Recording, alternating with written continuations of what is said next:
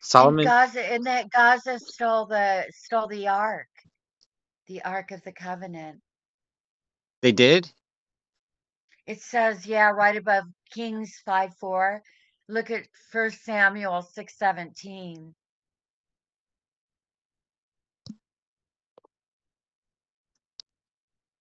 Wait, where is it? Under Judges between Judges 16:21 and 1 Kings 5:4. Do you want me to paste it to One the? golden tribute is paid for Gaza for the crime of stealing Ark. Wow. So all along history, and it just repeats itself, Gaza is the issue. That's insane. It's insane. Now you can't think for a second that the people that are setting this up in the government don't know this. They know exactly what they're doing. They're they know exactly what they're doing. Maybe we haven't paid attention until now, but we need to start paying attention. And it's crazy how reading the Bible is opening up for us the world map. Like, who would have thought in 2024 what's going to open up the world map and teach us secrets about what's going on is the Bible of all books, like ah well, I want to say Well, that I never knew they stole the Ark of the Covenant, and they still try to steal artifacts to this day. And then they destroy the artifacts. with King Solomon having control over Gaza, I think that's an illusion. Like, why? That's our question. What does Gaza have to do with anything? Why did Gaza appear to us in our class, in our Torah study of the book of Esther on the first verse? We opened up the first verse. We read the medieval commentary of Rashi, and one of the locations that's mentioned as a side note in comparison to the rulership that Achashverosh had, by comparing it to the rulership that King Solomon had, one of the places of King Solomon is Aza. And we're like, what's the significance for us? And I think I just want to answer to say the key is that the King Solomon has control over Aza.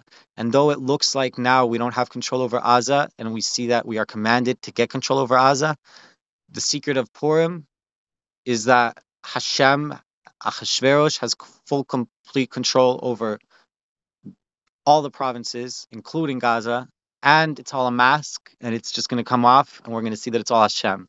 It's all Hashem. All these players, like you see on one side Gaza, on one side this, on one side that, it's really, really, really one united country, one united powers, and we don't see it.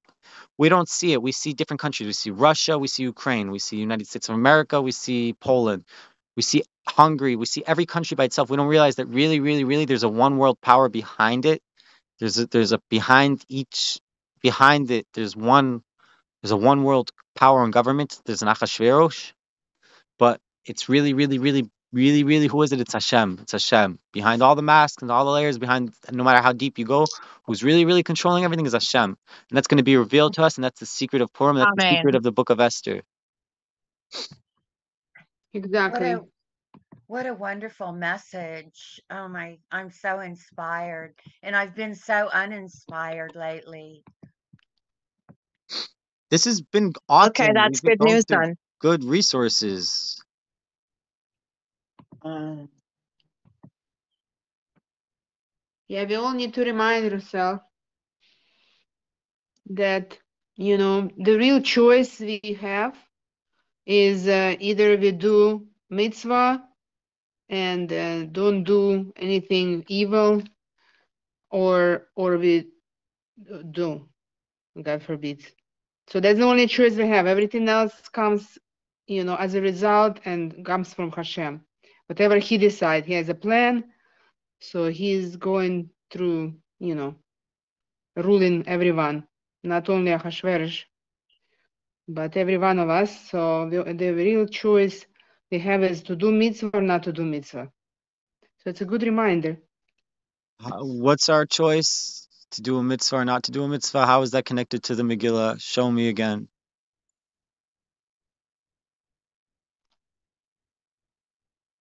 It's a general rule. It's not only connected to Megillah. It's connected to everything in this world.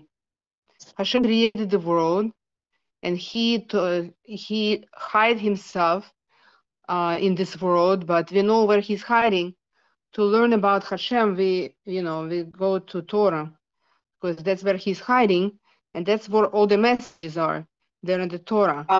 And the Torah tells, what is good and what is not good. And depending on what we're doing, that's, everything's, it's not, whatever we get is not only because we're doing something right or wrong. What I'm saying is this is the only choice we have. Everything else comes from Hashem.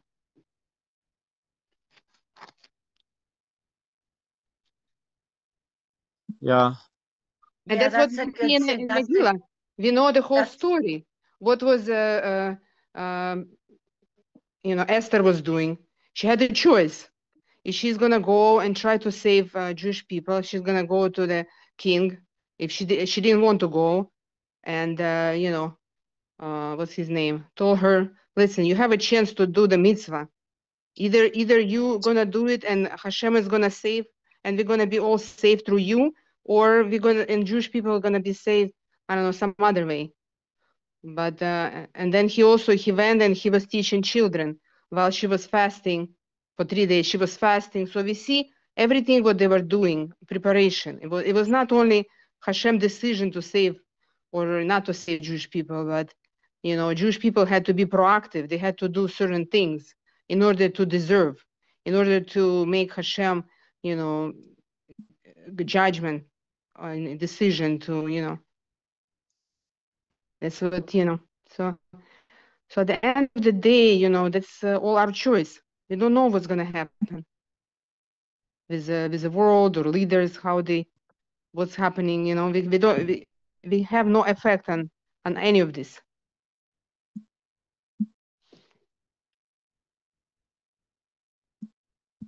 Okay. In general. So to be inspired, and it's inspiration because it's a reminding in this book that at the end of the day, Hashem rules the world. He rules everyone, anywhere it happens. And we don't know why it happens or, what's the reasoning behind it. We're not supposed to understand everything. We just need to rely on Hashem that He knows, and that's, accept and try to do our best, what we can do. Okay, anyway. So what else, Yoel, what else did you want to bring? So it's a lot of... I just think this has been very good. I think it's a lot of power that we have in our hands. Each person himself, me doing this myself, you doing this yourself would be very powerful, but every person makes it more powerful. I'm very happy that we have 5. I think we're 6, including me at some point, right? With all of us, it was 6. We can get more. If we can get 10 people together, that would be amazing. If we can get 10 men and 10 women, that would be even better. If we get 100 men and 100 women, even better. Let's see where we can get. But we could keep going. It's up to us. We can do any study anywhere. It's completely remote. We all have Safari. We all have PDF access. We can put things in the chat, start a call. We could ultimately eventually even have a call that is 24/7. There's always someone who's a moderator and they're online reading something with someone else watching. We could have it could be crazy. It can be who knows where it will go. But yeah, how often are we gonna do this? Anyone who wants, you can just put in the group chat, or you can message me directly, or you can just put in the group chat and press me to do it, and we'll do it. You can also just start a call in the group chat. You can just go to that group chat and start a call and see if people will answer. And if I'll answer, you can just call the group, as long as it doesn't get annoying. If it gets annoying and people are just using the group to start calling like a spam and problems start happening, then we'll deal with it. We'll deal with it if that happens. For now, we don't have to worry about that. For now, it's how many of us in the group. There's 5 or 6 of us in the group. We don't have to deal with that. We'll see. It won't Well, get out of hand. in the meantime, what's the normal? I'm not the normal, but the regular daily. Is there a daily schedule over and above the 24/7? I'd like to meet at 1 p.m. Florida time, 11 a.m. Colorado time, which is the same time. 11 a.m. in Colorado is 1 p.m. Florida, and it's 7 p.m. Israel. It's going to change once Israel changes their clock. It's going to be 8 p.m. Israel, but for now it's 7 p.m. Israel. So 7 p.m. Jerusalem, Tel Aviv, Gaza, whatever. 1 p.m. Florida, 11 a.m. Colorado. Mountain Standard Time. So, okay, so yeah, I can likely show up for that. Um, yeah, okay. Cool.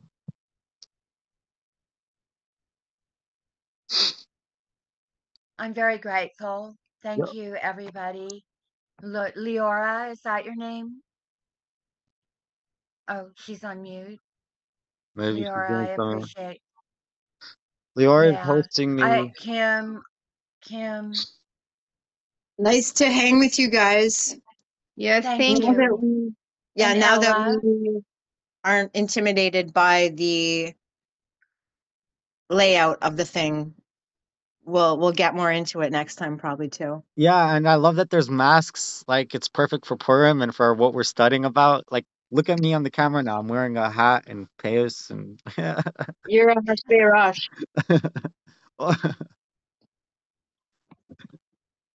okay, well, I'll be back tomorrow. I hope to see everyone then. All right, And so I'll be Okay. posting. Okay, we'll And keep are you chatting. gonna post it? Oh, I'm sorry.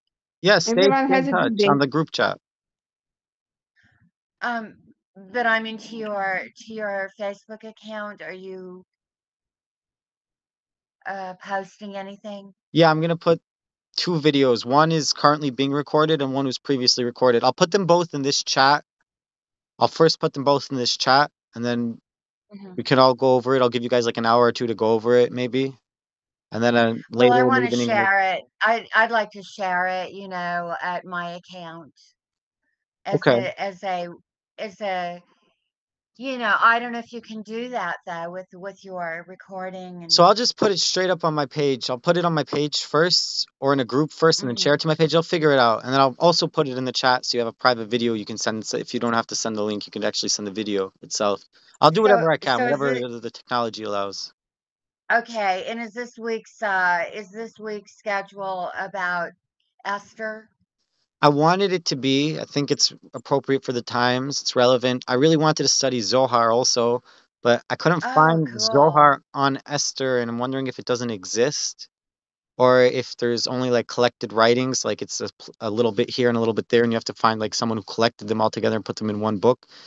I don't know. So maybe we'll try to get more Kabbalistic and try to explore different Kabbalistic writings on Esther. But yes, I want it to be until Purim rolls around and themed around Esther. And then after Purim, we're gonna have Passover. So we'll be focused on Passover, you know? Yes. Well, I found a daily Zohar that the scroll of Esther. Well, but that's the daily Zohar. Never mind. Wait, they have Zohar in there on Esther? No, it's just a site called the Daily Zohar. So, um, it has the scroll of Esther there, but I'll see if I can find something and I'll let you know Yeah, if they have in Esther and it has the in the Zohar, it would be actual cool. yeah, in the actual Zohar. So, okay, thank you, everyone. Okay, thank you guys. Talk soon. All right, y'all. Bye for now. Bye for Bye. now. Bye.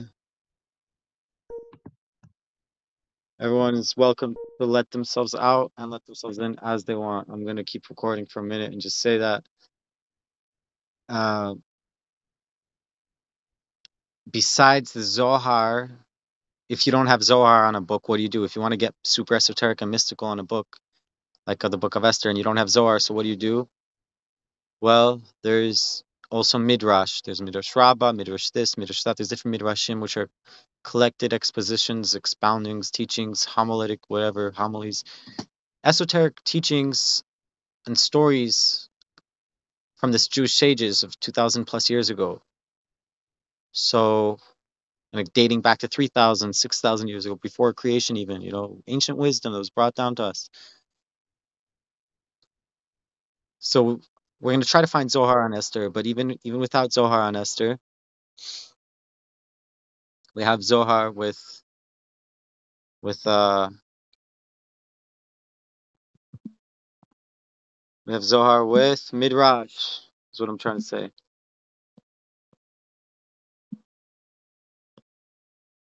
Oh.